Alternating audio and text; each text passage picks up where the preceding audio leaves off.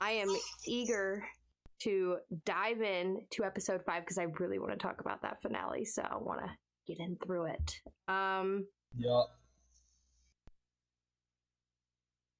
Which vault would you choose if you had to? Oh God, I don't know. There's too many to choose from. If we're just talking about the show, maybe like Lucy's vault, because like I was gonna say 33 would be the only option in the show. Right, 33. Because even though like they're trying to make little managers and such, there was nothing fucked up really going on up in there. They were living a happy life in in the Delulu, and I'm okay with that. So I don't know though. Vault 4 was kind of funny. So I might consider Vault 4.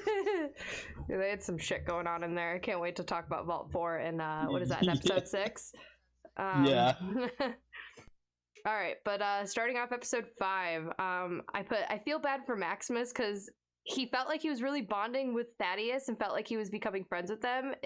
Friends enough to like reveal his identity, and then like his worst fear was realized because he saw that Thaddeus like never really cared, and you can tell that that's all he ever wanted was to like have a friend and like be accepted.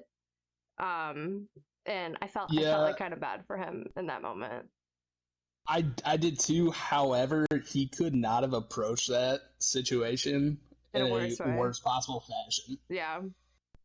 Like he should have been like, hey, what I'm about to reveal to you is going to be shocking, but I'm going to ask you to let me explain before we, make any rash decisions here. Right. And what a more horrifying way to die, not only just to be like stuck inside that fucking armor, just slowly like waiting to pass away as those rad roaches just like start ripping the armor. Yeah, like I mean, that had to be one of the most horrifying ways to die, because just dying slowly. Jojo, because he couldn't move either. I know. Like he wouldn't have been able to move and defend himself, so it's like he literally would have been standing there like while he's getting eaten alive by these things. Mm-hmm. I mean, like, woof. That's one of my worst fears. I mean, just like claustrophobic. So yeah.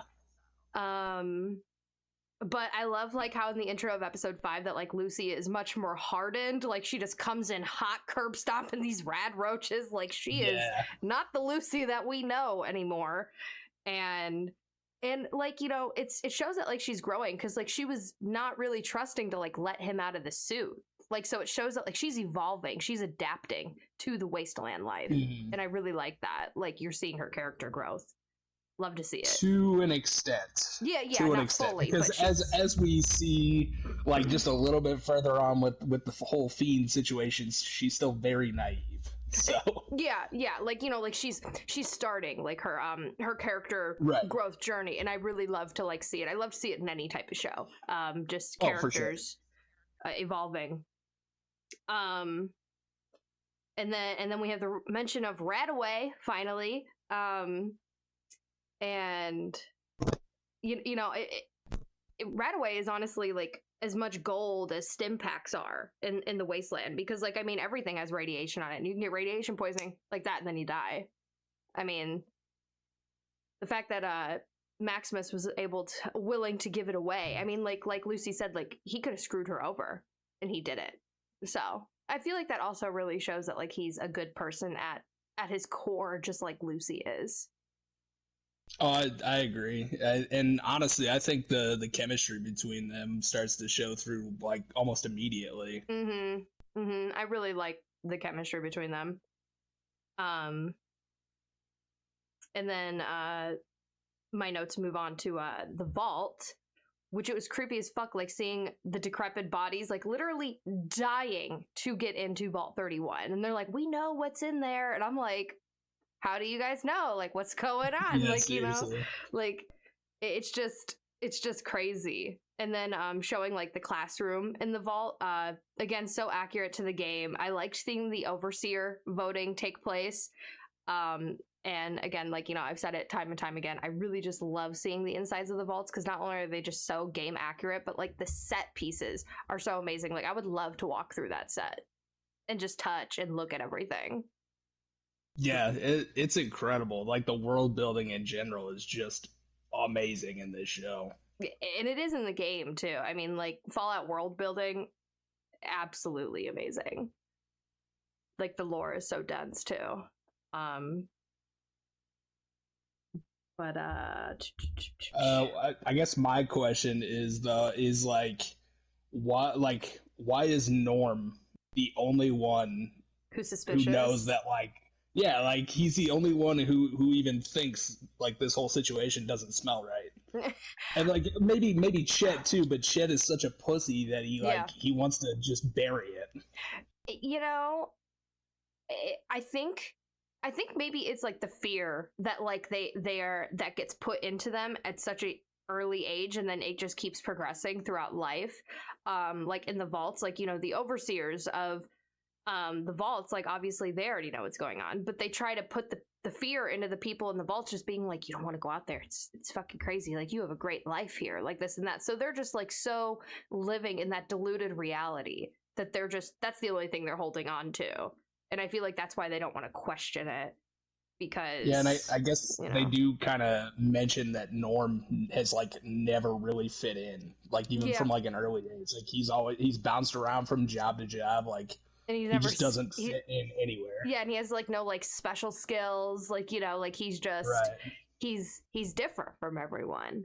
But which I feel like that makes him like a perfect character, like in like you know, just to be like the curiosity guy. But honestly, even like if he did make it back to like the vault and like, you know, divulge the information, you know, it's not like anybody would believe him either too, you know. Right. They'd be like, you're well, fucking and they crazy. do feel like a cult. Like it does feel cult like, and you know, Maximus obviously says that later, like when they reach it. But like he's not wrong. Like their behavior is very cult like. 100%. You know, it's all conformity, and like everybody just like has no problem with the wool being pulled over their eyes. 100%. Like, so I mean, it makes total sense. I loved the little tidbit, not only like seeing like the Pip-Boy tracker that Lucy was showing when her and Maximus were walking, but Maximus mentioning that Lucy is naive to show up to a boss battle basically with no armor and no health. It's such a game reference because that can make or break an altercation, especially if you have no armor. So you gotta always have your weird outfits to, you know, protect you. Thank you for the resub, Jedi. But I just thought that was so funny. Like, you're gonna show up with no armor and no health? Like, you're just going in there? And I'm just like, oh man. Because that's hilarious. I mean, like, you know, I've done that in some altercations. I was like, you know, I don't really need that armor. And yeah, that I was proven wrong. Oh, and that like leads right into that standoff basically that they have with the fiends, which continues to show her naivety. And honestly, it kind of lets you know that Maximus truly is kind of a badass in his own right. Like when the show kicks off, you almost are like, man, this dude is such a punching bag, like a pushover. Right, like he's never gonna get anything done. Yeah. Exactly, but like each episode, it feels like it's like everything's clicking with him, and he just kind of understands the way of the wasteland and how everything works. And it shows that he's having character growth just like how Lucy is, you know. Absolutely. Which I love. But I've been good, Jedi. How have you been? I haven't seen you in a while. Where's the feet? The feet aren't shown until after, until the end of the stream, so you got to stay the whole time to see them. Sorry.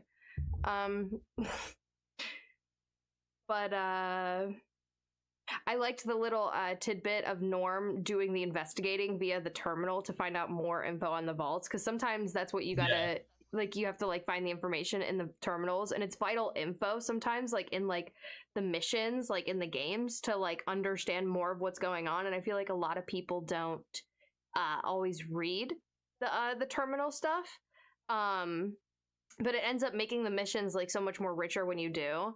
And it explains a lot of the environments too, of like, oh, what happened here? Because a lot of times you'll get to places and nobody's there, or there's a bunch of dead people, but you can access the terminal, and the terminal will let you know, like, you know, everyone's going crazy. Like, this is what's happening. This is my last log. Like, blah blah blah. And it's such a nice, again, nice Easter egg to the games that he did that. Which I love the fucking terminals. They're very game accurate. Like, they look identical. But back to Lucy and Maximus. I don't know why I didn't add it with the other one. I like the fact that Lucy questioned Maximus about the Brotherhood's agenda, because I too always questioned it. And I never really saw them as good as, like, they portray themselves to the world, because they always want to find this, like, old world tech, and then they want to keep it for themselves for the greater good. Even if you don't agree with their mission, like, you're their enemy. And Maximus is like, you know what? It is kind of weird. And it is. Well, yeah. Because she's like, so basically you're saying that you guys use old world tech to find old world tech to keep other people from using old world tech. Yeah. And it's like, okay, yeah. I guess when you put it that way, it sounds insane. Right. But like, that's the thing is, like, I know that, you know, you played the games and obviously you're not a fan of the Brotherhood. They really haven't gotten to that point yet where it's like, we don't truly know, like, where the Brotherhood stands among all these factions and everything, and are like what their place is. So it's like, I have no reason to dislike them at this point. Yeah, and I mean, like, their stance is very different in every game too. I mean, like, their mission remains the same, but, like, you know, their involvement with, like, the game and, like, the story and, like, how you interact with them, it's different, but the core thing is the same. Like, you know, like with the technology and, like, how the rankings go and, like, their ideals and everything, that is still on brand. But yeah, I mean, it's just more so of just, like, the only reason I don't hate the Brotherhood by any means. There's people that I do like within the Brotherhood. It's more so of, like, they're holier than overall stance. Yeah, their overall stance, holier than thou. Like, it's our way or no way, and that's what I never liked about it. And it just, I don't know, it just rubbed me the wrong way. But to what you said on the bridge with Maximus, like, handling himself, I was happy that we got our first mention of fiends, but I did think it was a little bit odd because Maximus said that they're cannibals, and that's not entirely game accurate, because fiends are more of chem addicted people that are, like, you know, addicted to drugs, and they're willing to do whatever. There are some chem addicted fiends that are cannibals. Like, there was a Cook, which was the leader of the fiends in New Vegas, but overall fiends are supposed to be, like, people that are willing to do whatever it takes for drugs, not really eating people. So I thought that was I think their appearance shift. Kind of like I think their appearance kind of covers that, though. Like, when you look at those two, oh yeah, like they look like they've been on a meth bender. Exactly. That was my first thought. I was like these two have clearly been on drugs or something. Like, especially the woman, like the way she had, like, the dark circles around her eyes, and the teeth. The teeth, and, like, her face was sunk in. It's just like, ugh. Yeah. I would like them to adapt to, like, cannibals and stuff, like, later, especially since we're going into, like, New Vegas, like, aka, like, the White Glove Society. That would be fucking great. But I don't know, we'll see. White Glove Society are a fucked up people. they're like rich folk that, like, eat people behind the scenes and, like, serve them at, like, you know, candlelit dinners and, like, you know, act like they're all civilized, but, like, eat people. But, like, nobody knows it. It's fucked. It's very interesting missions, though, for them. I was gonna say, sounds interesting. Yeah. I'm intrigued. Yeah, like, you can choose to, like, out them or, like, go along with them and, like, blah blah blah, like, you know, it's choice based, but it's really cool. But feel free to, like, jump in on whatever I'm saying. I was happy that we got our first mention of the NCR as well. And it makes me wonder if we're actually going to meet anybody from the NCR. Which I also believe that Shady Sands was, like, from the earlier games, from what I read. And then with the mention of Reclamation Day, like, you know, it's also a thing in the game. Because, like, you know, I think the first mission in Fallout 76 is, like, Reclamation Day. Like, you go out into the world. Like, you know. Yeah, I remember that. Mm-hmm. But, yeah, the NCR is a very prominent faction in Fallout New Vegas, so it was really cool. Like, they mentioned it. And then my note goes to, like, all caps, who the fuck cleaned up that vault? Like, how many people are in on this? Like, yeah.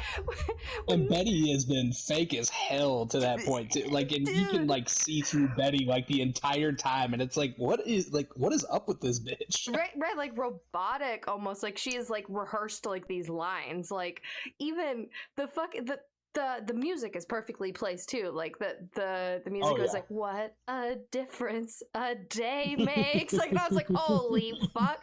Like he's touching the paint that hasn't even dried on the walls. Like, and I was like, holy shit. Like, how does that happen so fast? Like who cleaned up that vault? I need to know. Where are the people behind the scenes? Because like, I mean, we don't for all we know, it could have been brain on a Roomba sending in some of the people from 31 to clean house and try and make it livable again, so that even if Norm wanted to tell anybody, like nobody believe him because there's no proof anymore. Yeah, I mean, the vault clean was super super quick. I need him around my house, right? Like who we gonna call? Shit. The vault people? Because that was literally like less than a day. We saw what that looked like beforehand too. Did not look pretty in there. And he called her out without actually calling her out. It's just like, oh, you did a nice job of cleaning up in there. Like, yeah, she's like, those raiders really made a mess of things. And he's like, yeah, but they didn't break our spirit. Yeah. It's like, Jesus Christ, lady, reel it in. Yeah, like sure. Like where's the binder that you have that like you read off these notes? You know what I mean? Like, no shit. She seems programmed. Like that's what it feels like. She feels robotic. Brainwashing. Yeah. And then my my last note is for episode 5. It says, Lucy being so blindly trusting of the vault people. I was proud of her progress, and then she throws it away. Yeah, immediately. Right, like just she knows where to, like she's so happy. She's like, we're in a vault, and then she's like, it's okay. And I'm like, lady, stop it. Like, yeah. It was and I knew it was trouble. The fact that they walked into that building and I saw the Vault Tech logo like on the parking lot, and I was like, oh, they're screwed-o. Do you have any more notes on episode 5? I do not. All right, to episode 6. 6 might have been the funniest episode thus far. I agree. 6 was the funniest episode. How many times I was pausing because I was laughing so much. Yeah. Like just the wild ass shit that I said. Like literally, like we start off the episode and I said, are we just gonna ignore the fact that as Cooper walks down in this vault commercial that there's a sign that says test subjects? Yeah, completely normal, nothing to see here. No shit, right? Like, what the fuck? Like, yeah, sign up to be a Vault member today. As a sign just says test subjects. Like, why the fuck would you want to live there? What? Like, it's just... Well, and knowing, like, Cooper's, like, ideals and how he views the world, it feels so wrong for him to be doing an ad for Vault Tech. Mm-hmm. Like, they could not be more polar opposite to him. And that really goes to show just how blind he really is. How in the dark he really is about everything. Until towards the end, obviously. But, like, he just has no fucking clue. He's just I think that's partially by choice, too. Just simply because he doesn't want to believe that his wife, is a bad person. Yeah, and he doesn't want to believe that, like, his perfect world can come crashing down. Exactly. So if you live in the delusion, then you can't get hurt. And I totally get it. I liked how, like, they did show, like, the Vault Tech commercials and, like, how, like, they're trying to sell the vaults to people. Kind of like how you see in, like, the Fallout 4 intro, like, you see it on, like, the TV. And then, I mean, obviously we didn't get the Vault salesman guy. But, and then I like that, I said, I like how the guy who designed the T-60 armor who's talking to Cooper said, time is the ultimate weapon. And Cooper has been alive for over 200 years. So essentially, is he the ultimate weapon? Like, living, breathing ultimate weapon, because like he just seems like he can't be killed. He's just like, you know, a badass, honestly. Yeah, And he's been yeah. alive the longest. I basically said because like he, you know, he's talking to Bud there, like you were saying, and I was like, man, Cooper, you could just tell Cooper has this innate ability to just sniff out bullshit. Like Mm-hmm. the second somebody even opens their mouth, he knows that anything that comes out of it is going to be truthful or a lie, and he immediately knew that Bud was so full of shit. Yeah, he's very good on reading people, and I really like that about his character. But I even I said, like, you know, to add on to what we were saying, I said I can't help but feel bad because like it's almost like he's being puppeted in all of this, being used by his wife and Vault Tech, and he just doesn't seem to have a clue. And I don't know, like you said, if he just doesn't want to really believe that his wife is a bad person, and if he doesn't want to, you know, believe that everything he around him is a delusion, it's a lie. Well, and that's I think what it is, because you know obviously it's not somebody we know, and I feel like the show goes out of their way to kind of give you that feeling almost immediately that there's something up with his wife, like that it's Yeah. not normal in Yeah. any way, shape, or form. Yeah, like his wife has always been a character they're portraying as somebody that's like having something to hide, like you said, like, you know, just something, she's hiding something behind the curtain.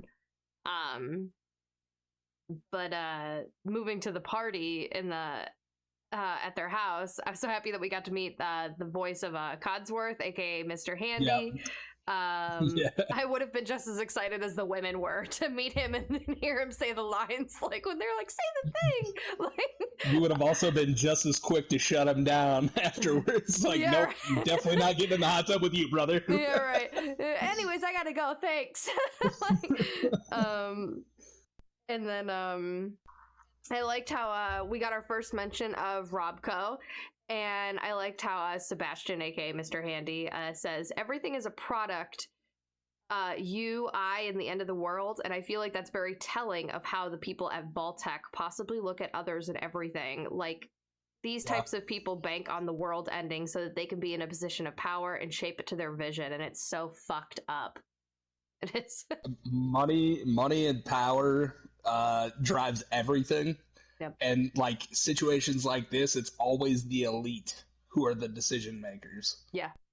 So I mean, they're nailing that pretty goddamn well. Yeah, and I mean, just to like the fact that like all of these people that like you meet in like the past, and then like they drop like these, I no pun intended, like they drop these like quick bombs of just like lines of information that like make it so relevant to current present day, of just like, you know, saying that like we're a weapon, like time is everything that matters, and blah blah blah. Like it's just it's such good writing. It's such good writing. It's excellent writing.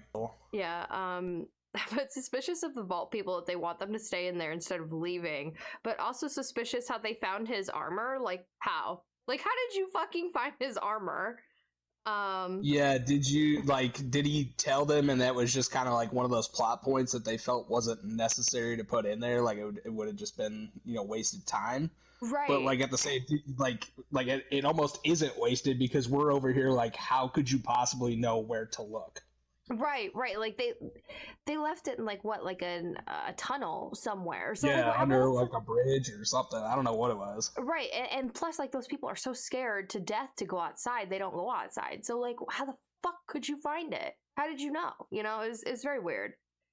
But then the lady mentioned her mother was a courier.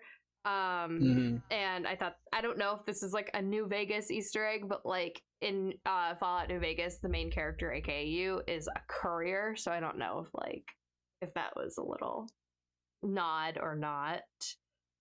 And then the rest I have in caps.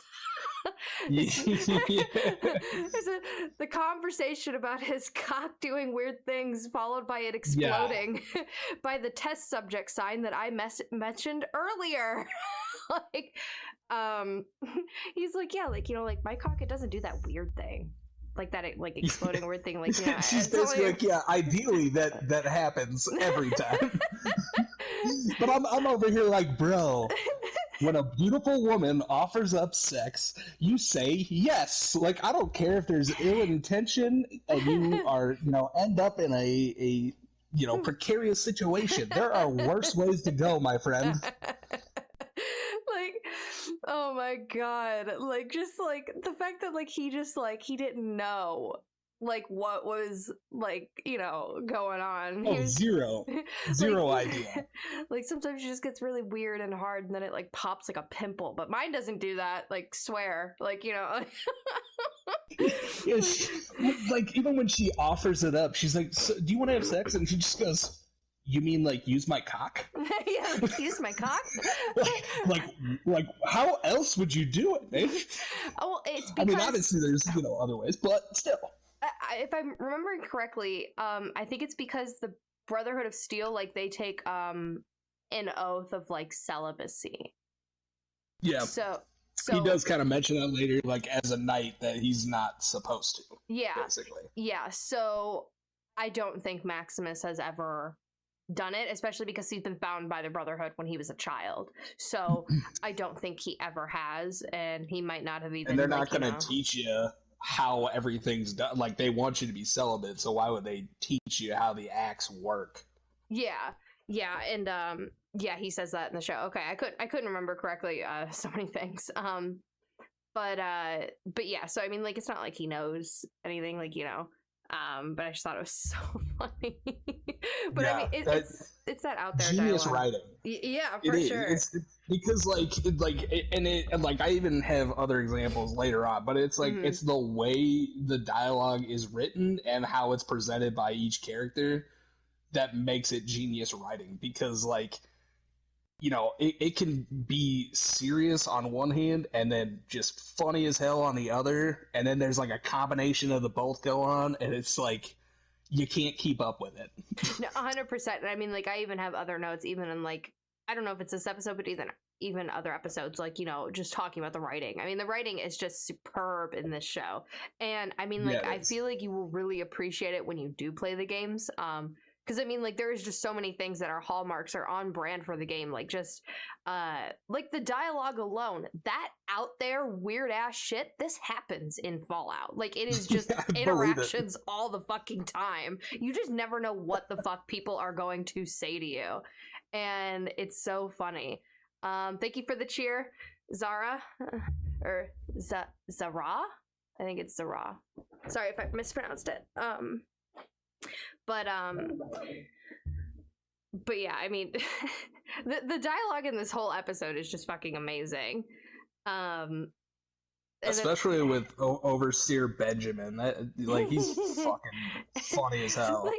Like literally, like, the I said Maximus had it right by saying it's a cult, but I was like, the Overseer saying, like, you know, and just let me know if you have any questions about anything, like, as if it's completely normal for him to be a Cyclops. And like I'm like, what the fuck is happening? And he was so specific too. Like, he was like, if you have any questions about pencils or the sign-up sheet or the bathrooms, and they can't help anything but else, stare at you him can the talk to my person time. over here. Like you just like everything's cool, calm, cool, and collective. Like, you let me know if you have any questions. And I'm like, yeah, I have a couple questions. Like, yeah, no shit. First off, how? Right. Like, immediately, how? No, but I said the same thing. Like Maximus immediately pegs the vault dwellers. And it's like, he's like, this is absolutely a cult. Like, nobody is this happy. Everybody's smiling all the time. Right. The sign-up sheet in bathrooms had me cracking up. Oh yeah. Yeah, the sign-up sheet. He's like, we only have one foosball table, so you have to sign up. And if you have any problems finding a pencil, you let me know, because I have pencils. Like, it was like a very serious thing that's going on here. Like, but and then the Overseer fucking making bomb jokes. Like, what the fuck? Like, what? Oh my god, that's so good. Like, that is my humor, though. Like, That is absolutely that is my humor, because that's where my head went to. So it's like, even if I were like one of the survivors of that, I would even have to chuckle at that, like, even though it was a terrible joke. Like, I would be like, that's actually pretty good. But like, oh my god, like he was like, I just don't understand why nobody finds it funny. And I'm like, yeah, you took in survivors that literally lost everything and people, and you want to make bomb jokes. She obviously didn't get it. right. Like, holy shit, man. Oh my god, it was great. Yeah. Oh, but I also added, it's interesting that Cooper's wife mentions that she secured the best vault that oversees all the others. And then I put ... What happens in the others? Like, you know. Yeah, no shit. Like well, that was kind of his question too. Like, what do you mean by that? Right. Like, you know, oh, we got the best vault. I'm like, what's wrong with all the other ones? Like, why aren't they all the same? Why did you say it like that? You know, like, that's suspicious, lady. And then moving back to the vault, I said I liked seeing the Pip-Boy open the apartment. I thought that was cool. And then, of course, the basket of food Easter eggs that we've seen sprinkled throughout the episodes, like, you know, the Blamco mac and cheese, the deviled eggs, all the other shit, cram.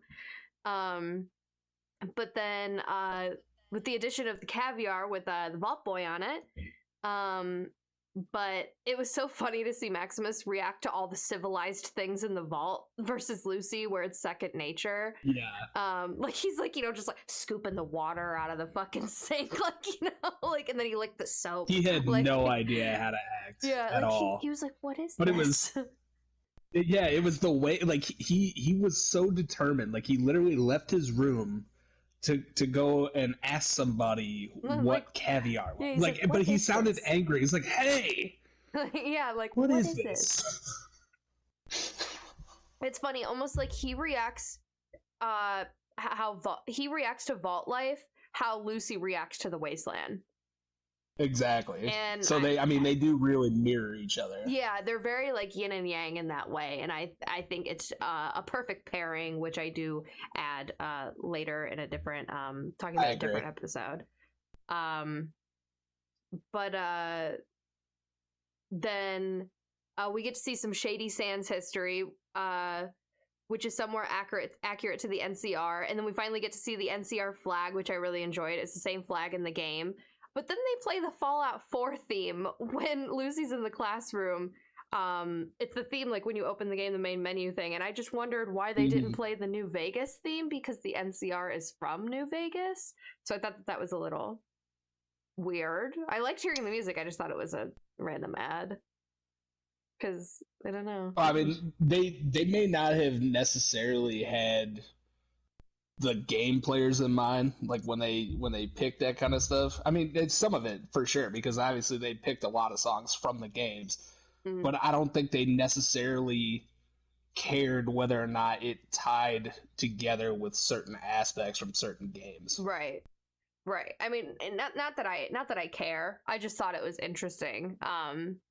But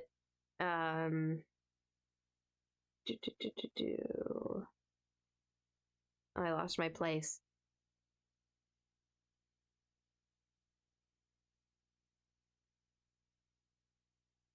Oh, I said, assuming the guy that Cooper is talking to when he mentions, like, he's still looking for her, I'm assuming he means, like, looking for his wife. Which he doesn't, like, we don't get a clear answer on until the finale. Yeah. Then it becomes clear. Yeah. Which I'm kind of curious as to, like, why he didn't have more insight. But I guess we'll find that out as it goes. Because I really want to know, like, you know, how it all went down. You know, because, like, the bombs dropped, like, you know, in the beginning of the first episode, and he had his daughter. Yeah. So what happened to, like, his daughter in that time? It's not AI, I made it myself, Jesse. But I do my own art for all my channels and shit. But he had his daughter when, like, the bomb dropped. So, like, you know, how did he get separated from the daughter? How did he get separated? Like, what happened to the wife in that time?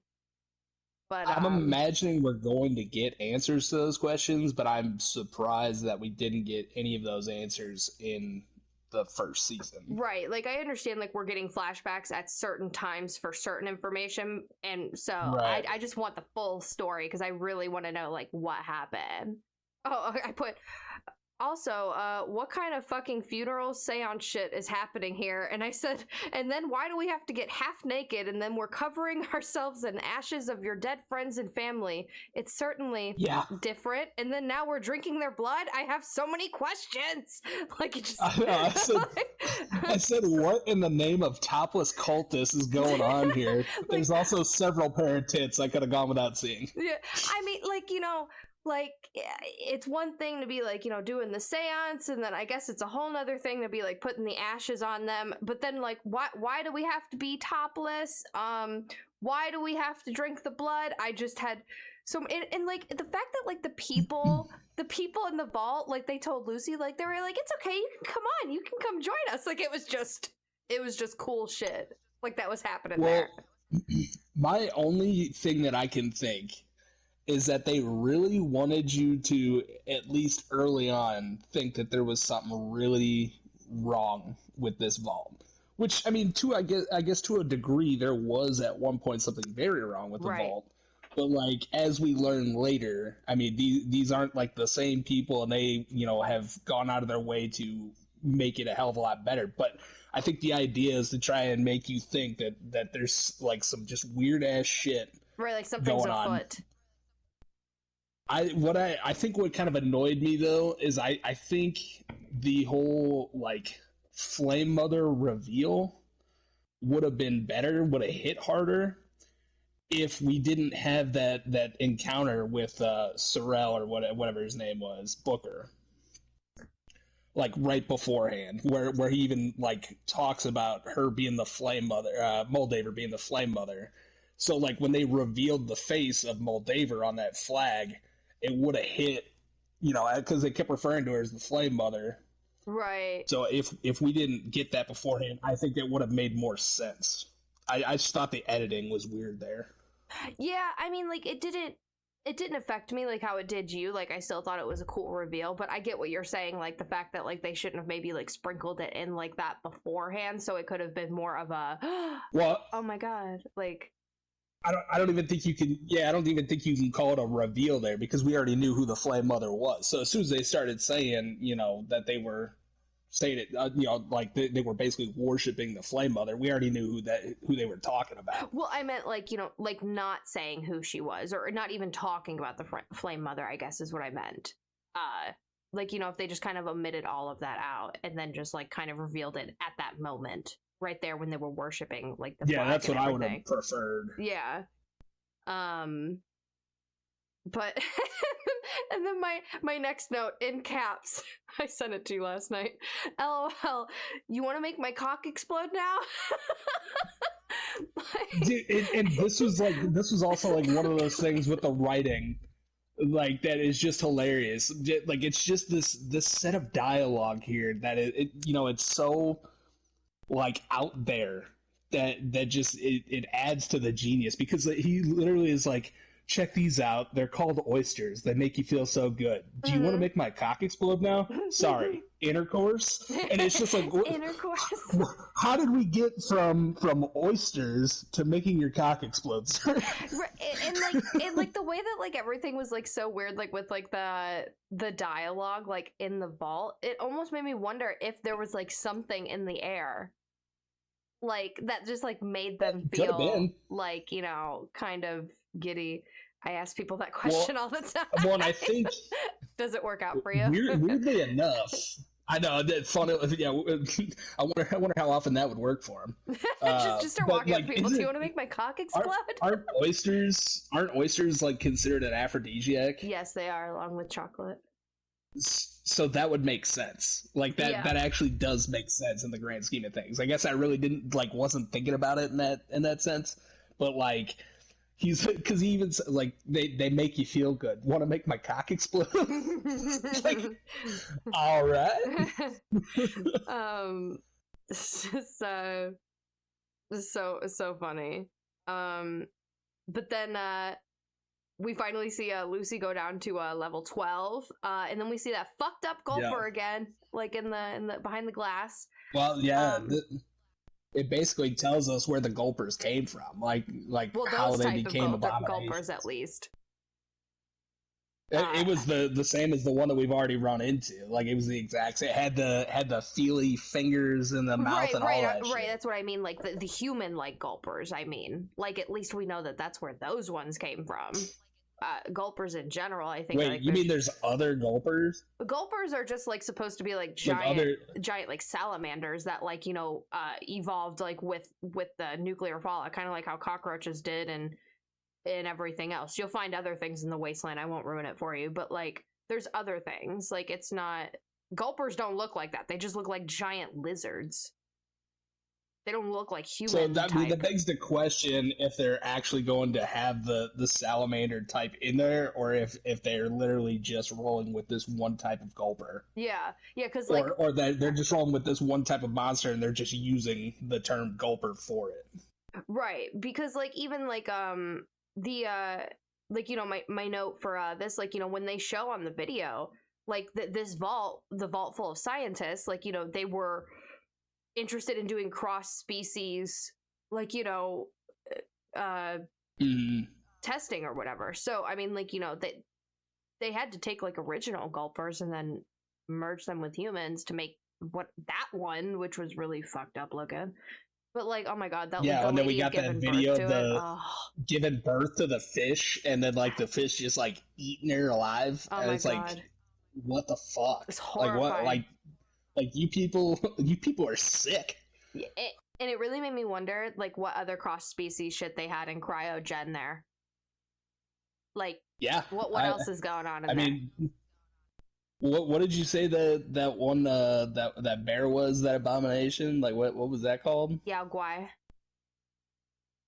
Yaguai, like were they the ones that created the Yaguai too? Well, I mean, Yaguai is just like a mutated black bear. So I mean, like they're not creating these beings per se, but Adapter, hey, what's up, man? How have you been? Because like I said, like like the cockroaches, like they exist, like I'm trying to think of like something that's like death claws, like those exist. Mirelurks, they exist. Like Gulpers, like they all just like exist in the wasteland. It's not like they were like genetically modified like in this vault. They just took the beings that were out there in the wasteland and then decided, hey, let's make some cross species hybrids with these fucked up animal things with people, and that sounds neat. And I'm like, who would think of that? Like, why would you do that? Why? Like, literally just be like, yeah, like if someone, like, the scientist vault. I mean, like, thank God that they all perished. Thank God, they deserved it. Because what the fuck? Yeah, I don't feel bad for them in the slightest. Yeah, my only other note was that Lucy's just a fucking badass. Like, I mean, she's like taking on all these people by herself and actually, kicking some ass before she's overrun by a bunch of them. Right, kicking ass and taking names. And then you got Maximus just enjoying life in his like he's like room la, or whatever. La. Yeah, that was all I had for 6. So yeah, let me open up 7.